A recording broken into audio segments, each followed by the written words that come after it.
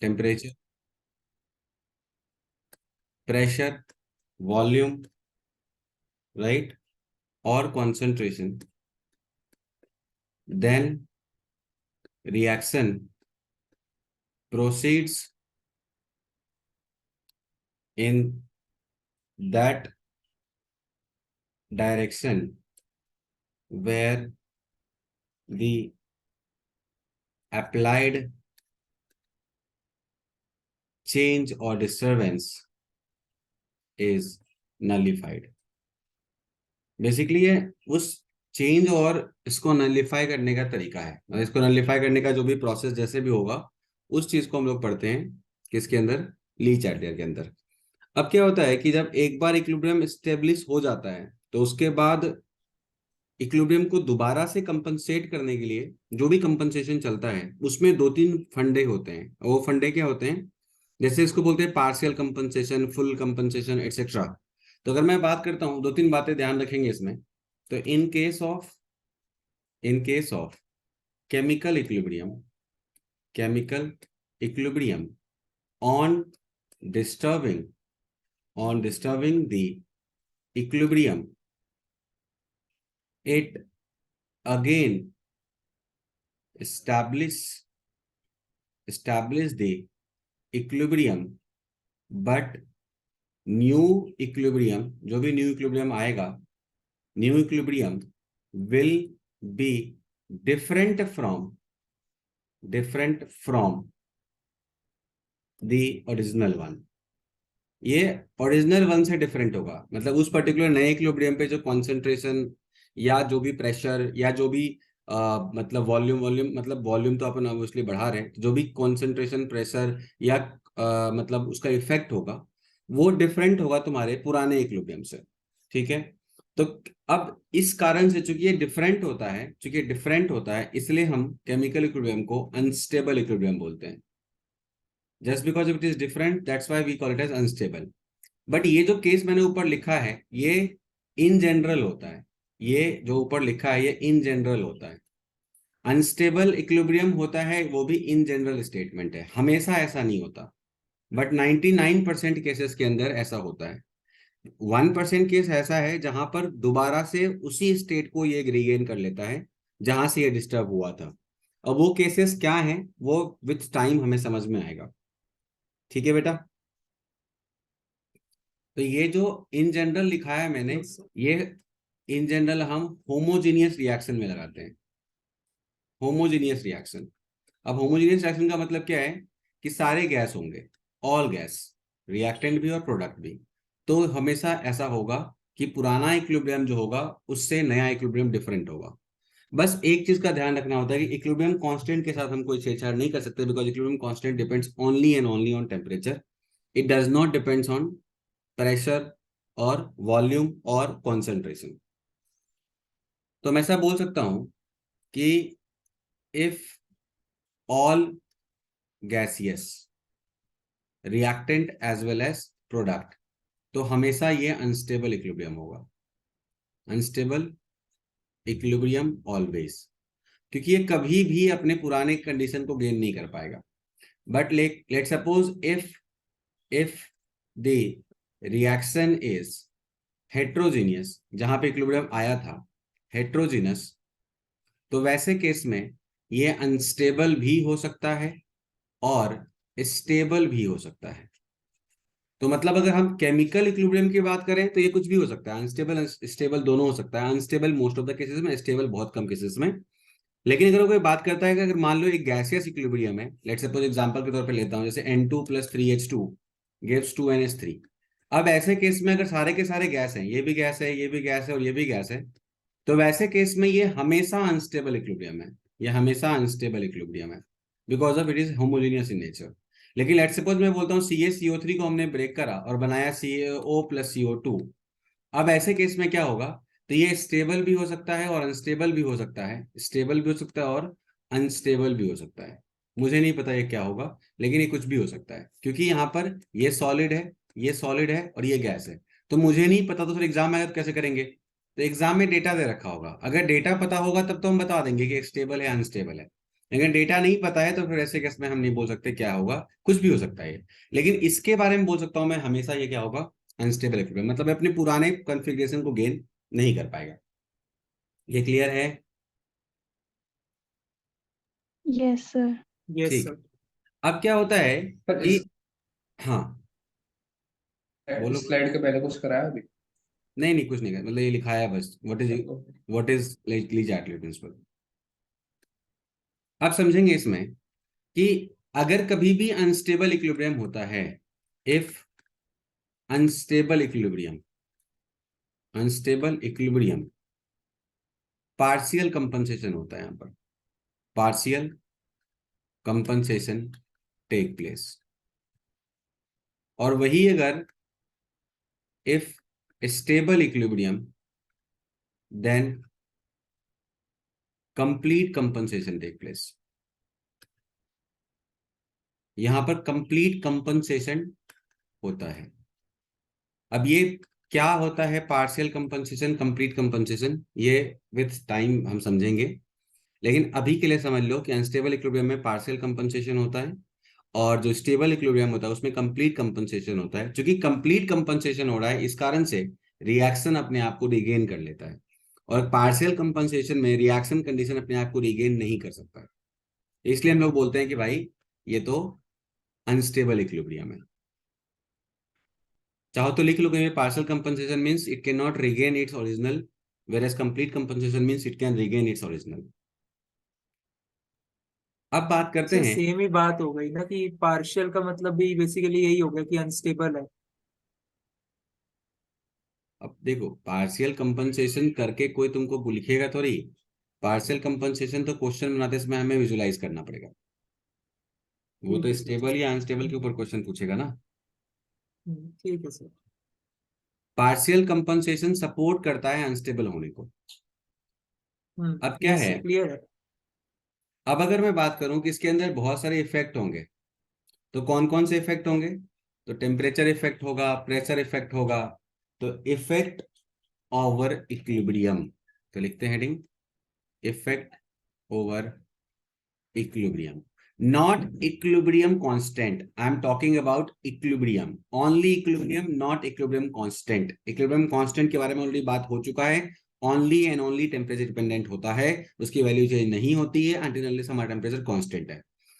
लेकिन मैं अब बात कर रहा हूं इफेक्ट ओवर इक्विलिब्रियम की, और यही पे आता है तुम्हारा ली चार्टलियर प्रिंसिपल। इसी में हम लोग ली चार्टलियर को लगाते हैं। अब इसी को समझते हैं।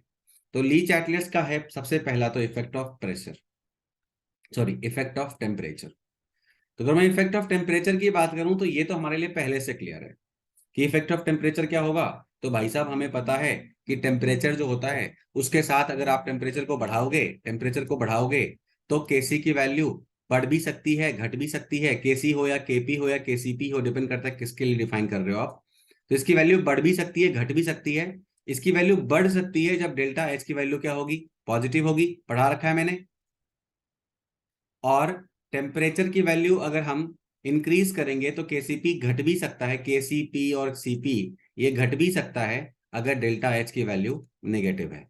क्योंकि जब आपने एंडोथर्मिक प्रोसेस पे लगाया टेम्परेचर इंक्रीज केस, तो वैसे केस में ऑब्वियस सी बात है इसको फेवर कर रहे हैं टेम्परेचर बढ़ा के, तो केसी केपी और केसीपी की वैल्यू बढ़ेगी।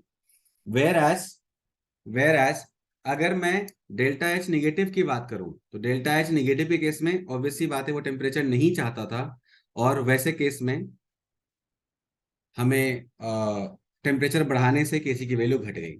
अब इससे क्या होगा, एक मिनट बेटा, इससे क्या होगा समझना। देखो अगर तुम्हारा लेट सपोज ए फॉर्म बी, और इससे तुम्हारा अगर हमने लेट सपोज डेल्टा एच की वैल्यू यहाँ पे पॉजिटिव है, और हमने टेम्परेचर को बढ़ा दिया, टेम्परेचर बढ़ाया, केसी बढ़ गया। केसी बढ़ा तो केसी होता क्या है, तो केसी होता है बी बाय ए।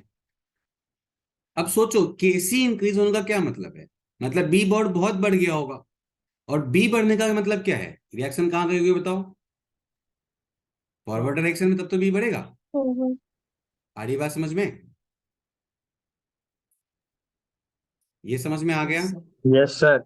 तो Yes, यस अगर सर। sir. कभी भी टेम्परेचर बढ़ाओगे तो केसी ज्यादा हो गया, तो वैसे केस में हम बोल सकते हैं कि इस पर्टिकुलर केस के अंदर हम ये बोल सकते हैं कि भाई टेम्परेचर बढ़ाने से केसी बढ़ता है और रेट ऑफ फॉरवर्ड रिएक्शन जो है वो बढ़ जाती है रेट ऑफ बैकवर्ड रिएक्शन से। वेराज अगर केस नंबर 2 लूं और लेट सपोज बी से मैं सी बना रहा हूं और यहाँ पे डेल्टा एच की वैल्यू नेगेटिव है, इसका मतलब हुआ कि टेम्परेचर के बढ़ाने से केसी की वैल्यू घट गई। मतलब केसी होता क्या है भैया, तो होता है ये सी बाय बी। अब सी की वैल्यू घटी होगी या बी की वैल्यू बढ़ी होगी, वो कब पॉसिबल है?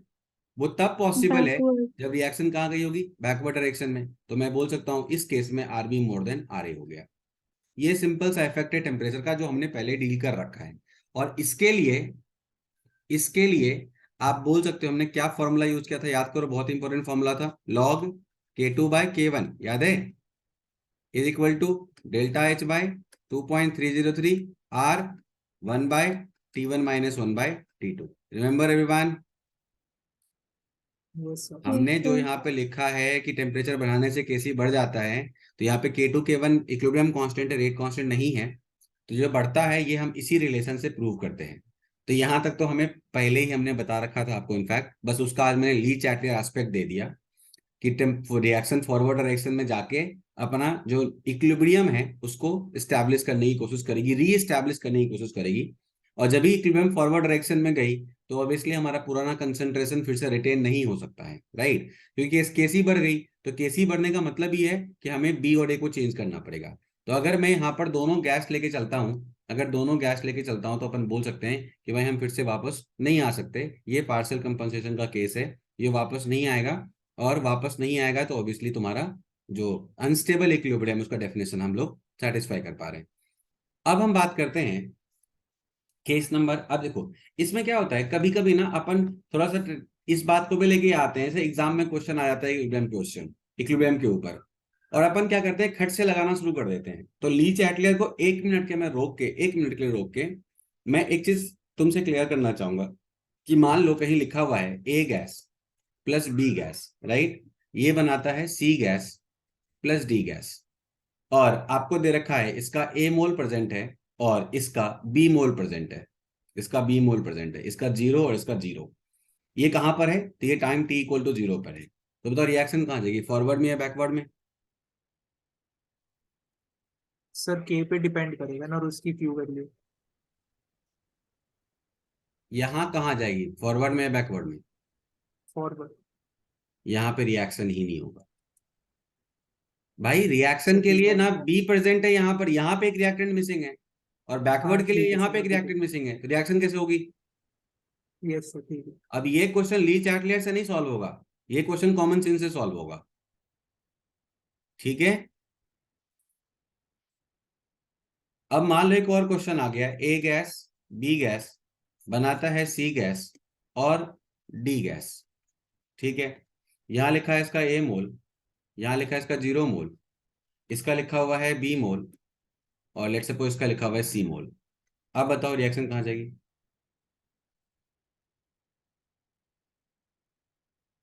ये टाइम टी इक्वल टू 0 पर। हाँ बेटा बोलो। Sir, ये backward. बिल्कुल सही, क्योंकि बी है ही नहीं, जब तक बी नहीं बनेगा तब तक रिएक्शन फॉरवर्ड में जाएगा कैसे? तो इसीलिए चूंकि बी बनाना पड़ेगा ना हमें, तो बी बनाने के लिए क्या करना पड़ेगा, हमें रिएक्शन को बैकवर्ड में ले जाना पड़ेगा। तो इसलिए यहाँ पे रिएक्शन बैकवर्ड में जाएगी। अब यहाँ पे के से चेक करने की जरूरत नहीं है। आगे बात समझ में लक्ष्य? यस सर, रिवर्सिबल इरिवर्सिबल में कंफ्यूज हो गया था, समझ लो। हाँ जी। उसके बाद एक और क्वेश्चन आता है, मान लो PCl5 दे दिया उन्होंने और PCl3 प्लस Cl2 दे दिया। तो यहाँ पे दे दिया 2 मोल्स, यहाँ पे मान लो दे दिया तुम्हारा 1 मोल, और 1 मोल नहीं, मान लो यहाँ दे दिया 3 मोल, 3 मोल, और यहाँ दे दिया 1 मोल। और बोलता है बताओ रिएक्शन कहाँ जाएगी, फॉरवर्ड या बैकवर्ड? वॉल्यूम दे रखा है इन्होंने, volume equal to 0.5 litre. Reaction कहाँ जाएगी, फॉरवर्ड या बैकवर्ड? ये टी इक्वल अब टू चेक 0, करना पड़ेगा। चेक करना पड़ेगा।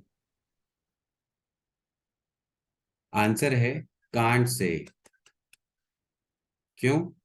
क्योंकि ये क्या कंडीशन है हमें थोड़ी पता है। ये जो भी कंडीशन है, ये मान लो टी इक्वल टू टी लिख देता हूँ, not 0, T equal to T लिख देता हूँ। तो ये क्या कंडीशन है मुझे नहीं पता, मैं यहाँ क्यूसी डिफाइन कर सकता हूँ, और क्यूसी से जब मैं केसी को कंपेयर करूंगा then only I can say कि फॉरवर्ड जाएगी या बैकवर्ड जाएगी।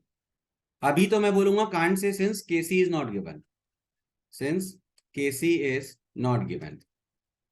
बट जहां बच्चों को एक क्वेश्चन मिलता है ना, खट से क्या करते हैं, यहाँ से एक्स, यहाँ से यहाँ पे प्लस वाई प्लस एक्स, यहाँ पे प्लस एक्स जोड़ के तैयार हो जाते हैं, फिर शुरू कर देते हैं सर सर फोड़ना। हमें कुछ नहीं पता भाई, यहाँ से माइनस होगा कि यहाँ से माइनस होगा मुझे नहीं पता। तो मैं यहाँ पे लिखूंगा कि मैं रिएक्शन को आगे बढ़ा ही नहीं सकता, मुझे नहीं पता कहाँ जाएगी, ये आगे जाएगी या पीछे जाएगी, वो डिपेंड करेगा इसकी केसी वैल्यू के ऊपर। अगर क्यूसी मोर देन केसी हो गया तो अपन बोलेंगे रिएक्शन बैकवर्ड में जाएगी, अगर केसी मोर देन क्यूसी हो गया तो अपन बोलेंगे रिएक्शन फॉरवर्ड में जाएगी। क्लियर है बच्चों? Yes, sir. Yes sir. अब मान लो एक रिएक्शन है PCl5 gives PCl3 plus Cl2, यहां दे रखा है 2 मोल, यहां दे रखा है 3 मोल, और यहां दे रखा है 1 मोल, और V की वैल्यू वही 0.5 है, और आपको दे रखा है यहाँ पे Kc की वैल्यू लेट सपोज 1.5। बताओ कहाँ जाएगी?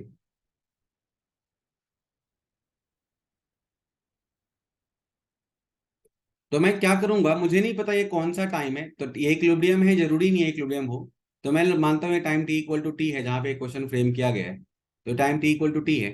तो सबसे पहले मैं इसके करस्पॉन्डिंग जो भी प्रोडक्ट बाय रिएक्टेंट आएगा वो चेक कर लेता हूँ।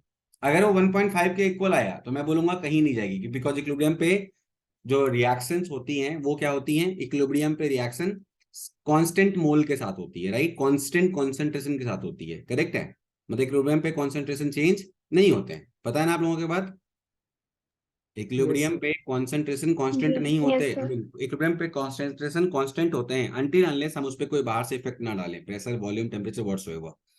तो इसीलिए हम अभी इस केस में तो पहले क्यूसी निकालेंगे, अब ये क्यूसी होगा या केसी होगा वो चेक करेंगे तब पता चलेगा। तो मैंने किया 1 × 3/2 एंड आई गॉट व्हाट, क्या मिला मेरे को? सर वॉल्यूम भी रखेंगे ना। हाँ ध्यान रखना, Yes, sir. बिल्कुल बिना वॉल्यूम के शुरू मत हो जाना, नहीं तो सब गलत हो जाएगा।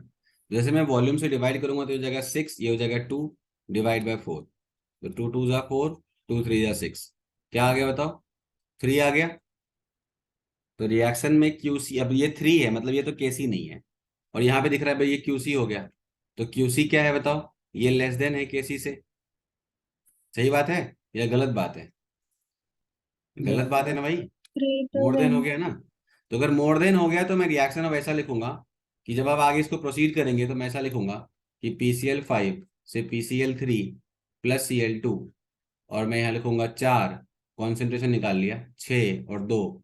अब यहां से मैं माइनस करूंगा और यहाँ पे क्या करूंगा बताओ? प्लस करूंगा। बात समझ में आ गई? Yes, sir.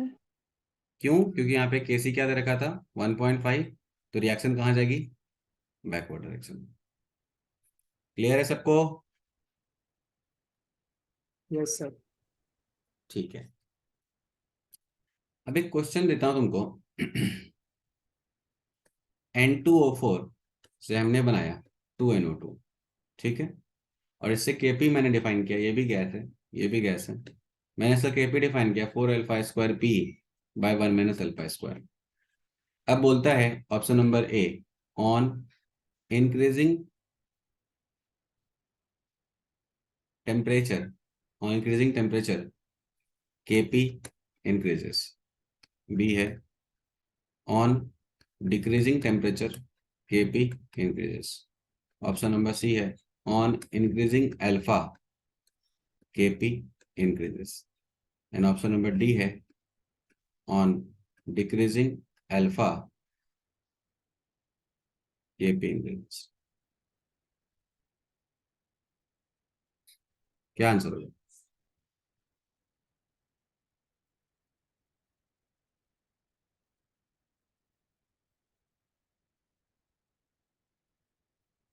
कोई बोलेंगे?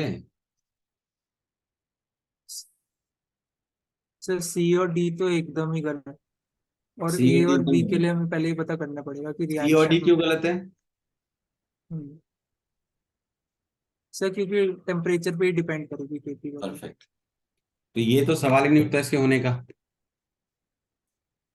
अब इसका बताओ ए और बी में क्या होगा?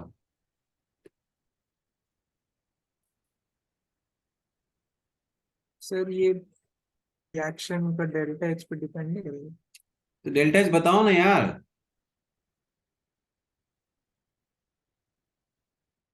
ये रिएक्शन कौन सा रिएक्शन है? डिकम्पोजिशन है।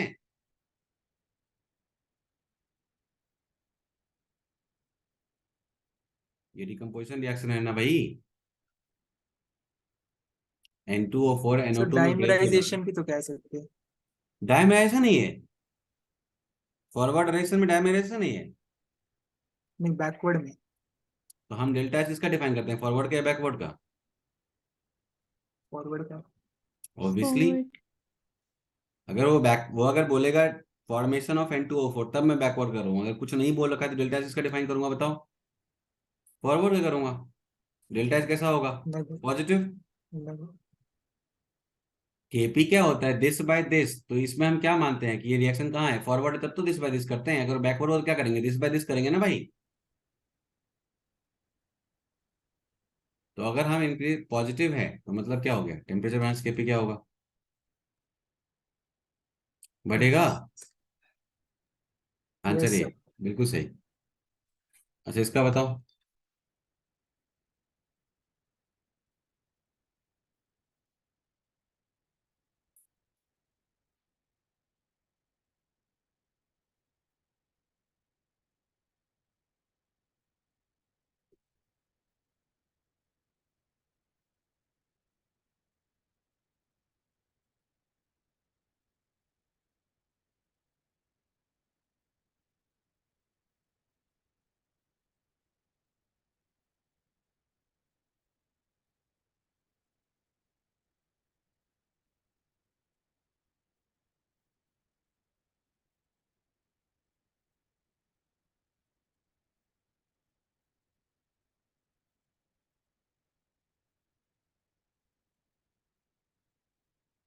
बताओ।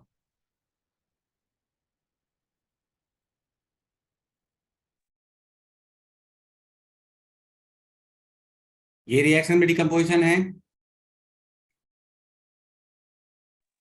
बच्चों, ये रिएक्शन डिकम्पोजिशन है।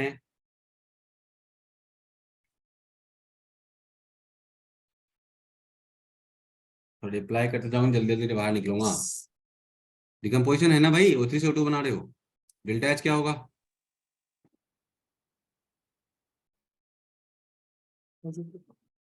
पॉजिटिव। सर O2 ज्यादा स्टेबल नहीं होता, तो ये O3 अपने आप कन्वर्ट नहीं होता। ध्यान मतलब रखना। इसके भी। ध्यान रखना। यही एक ऐसा डिकम्पोजिशन रिएक्शन है जो कैसा होता है? नेगेटिव होता है। बात समझ में आ गई? Yes sir. Yes sir. Answer नहीं है। इसलिए मैंने एक क्वेश्चन दिया, बिकॉज मैंने एक स्टेटमेंट पीछे लिया था कि डिकम्पोजिशन रिएक्शन एंडोथर्मिक होता है, बट ऐसा नहीं है। एक एग्जांपल ऐसा है जिसमें ओजोन का डिसोसिएशन होता है, वो डिसोसिएशन होने के बावजूद एंडोथर्मिक नहीं है, एक्सोथर्मिक है। ठीक है बेटा। Yes sir.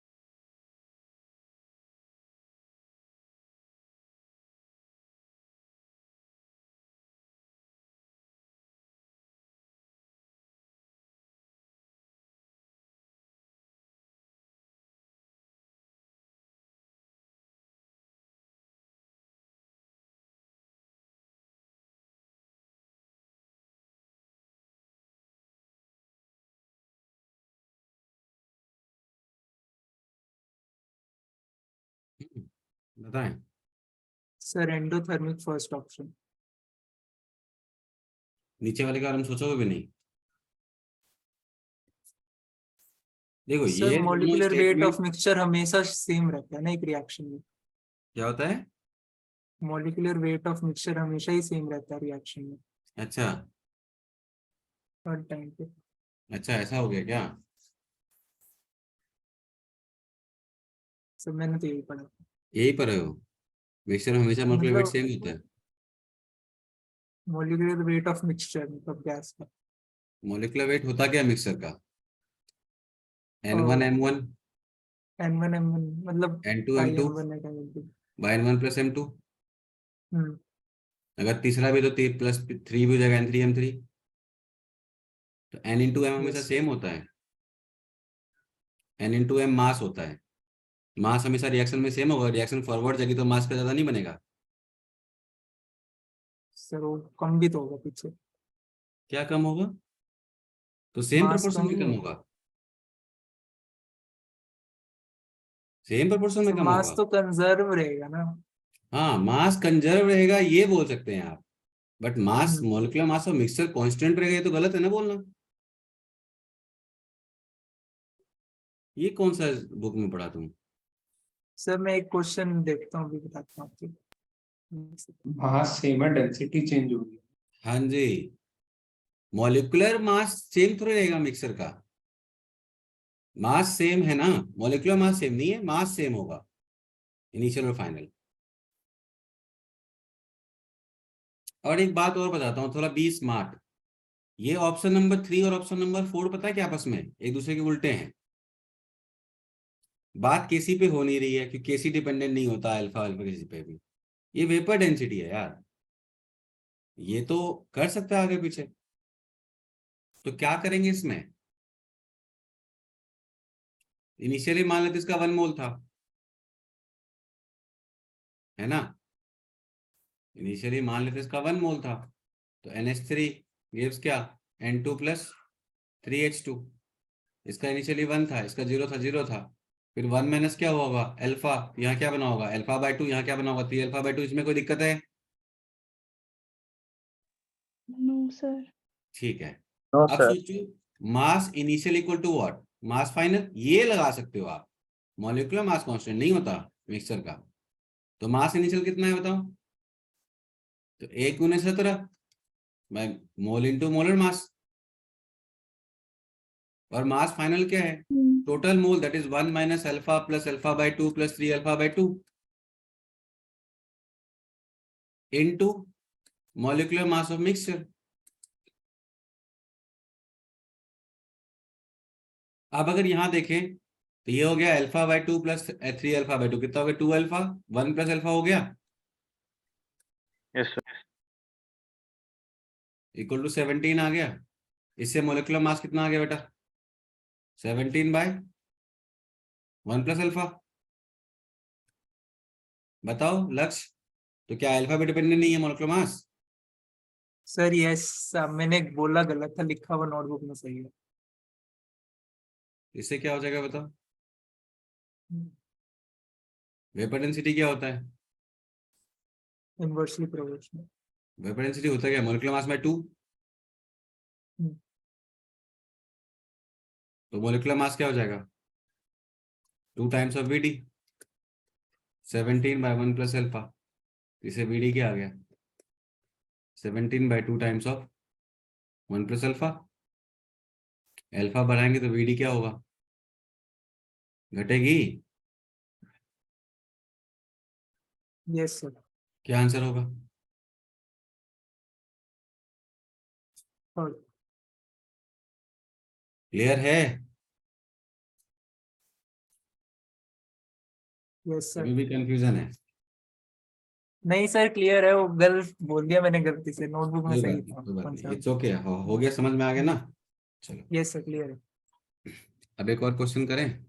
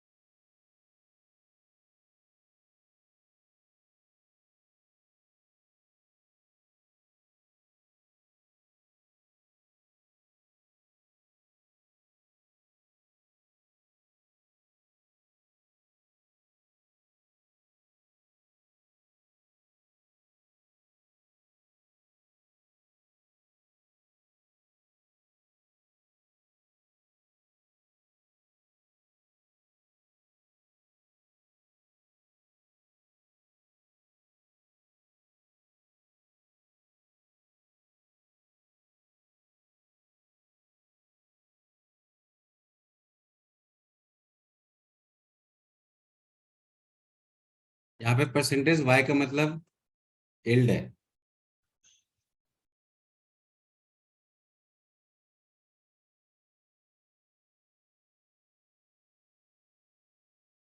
चलिए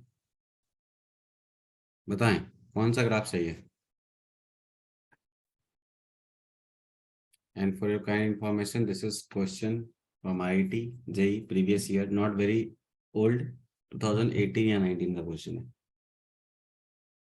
बोलता है N2 + 3H2 gives 2NH3, T2 का वैल्यू T1 से ज्यादा है, परसेंटेज इट वर्सेस टाइम का ग्राफ ऐसा बनता है, दे रखा है उन्होंने। तो बोला अगर टेम्परेचर को अगर हम वैरी करेंगे तो T2 T1 में क्या होगा। सर ये आना चाहिए आंसर, ये आना चाहिए मेरे हिसाब से। ए हम्म, ए अभी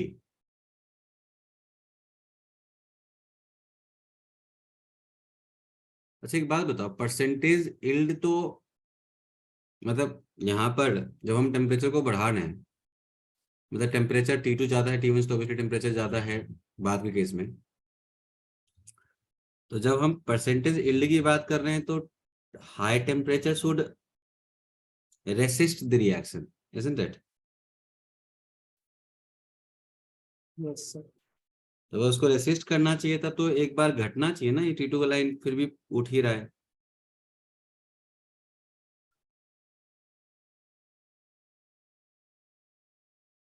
ये रिएक्शन डेल्टा H नेगेटिव है ना। सर मैंने ऑड वन आउट किया था क्योंकि बाकी सब में तो T2 ऊपर दिख रहा है या फिर उसके बराबर है, तो उस हिसाब से तो यही आंसर आना चाहिए। चलो एक काम करते हैं, हम्म, अब बताओ अब अच्छा वाला क्वेश्चन, क्या हो गया। अब अच्छा होगा क्वेश्चन तो इसमें। IIT ने तो बेवकूफी की थी, बट तुम लोग तो ऐसे तो आंसर करके आ गए होंगे बहुत सारे बच्चे।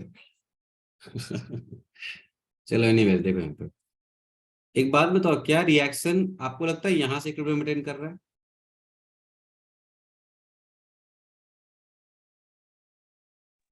इक्विलिब्रियम तो यहीं से है ना भाई। Yes sir. Yes. देखो जब तक इक्विलिब्रियम नहीं आया उससे पहले हमेशा हाई टेम्परेचर पे, आई मीन उससे इक्विलिब्रियम अगर जब तक इक्विलिब्रियम नहीं आया तो परसेंटेज यील्ड की जो बात चल रही है वो फॉरवर्ड डायरेक्शन की बात चल रही है। तो मतलब वो विथ रिस्पेक्ट टू तुम्हारे रिएक्टेंट नहीं, विथ रिस्पेक्ट टू प्रोडक्ट है, क्योंकि बन रहा है कुछ, राइट, ऊपर की तरफ जा रहा है। लेकिन रिएक्शन तो फॉरवर्ड है, तो रेट कांस्टेंट जो है वो ऑलवेज क्या होता है, टेम्परेचर डिपेंडेंट होता है। और हमेशा मैंने बताया कि टेम्परेचर के बढ़ाने से रेट कांस्टेंट क्या होता है, इंक्रीज करता है भाई। Yes sir. Yes sir. तो अगर रेट कांस्टेंट हमेशा इंक्रीज करता है, क्योंकि वो इक्विलिब्रियम कांस्टेंट जैसा नहीं है, तो जब तक आप इक्विलिब्रियम पे नहीं आए हो तब तक तो रेट पे बात चल रही है, और वहां पे रेट कांस्टेंट की बात चल रही है। तो रेट कांस्टेंट बढ़ता जा रहा है, तो हमेशा हायर टेम्परेचर पे हाई रेट कांस्टेंट होगा, लो टेम्परेचर पे लो रेट कांस्टेंट होगा। मतलब इस जोन से पहले जब तक आप मीट नहीं कर पा रहे हो, मुझे लग रहा है यही से इक्विलिब्रियम स्टार्ट है, तो इस जोन से पहले कहीं ना कहीं तो कट करेगा ना। मैं दोबारा से लिंक भेज रहा हूँ, लिंक खत्म होने वाला, जल्दी भेजता हूँ, ठीक है, फिर पूरा समझा नहीं पाऊंगा। तुरंत ज्वाइन करना, ठीक है, तुरंत ज्वाइन करना तुरंत।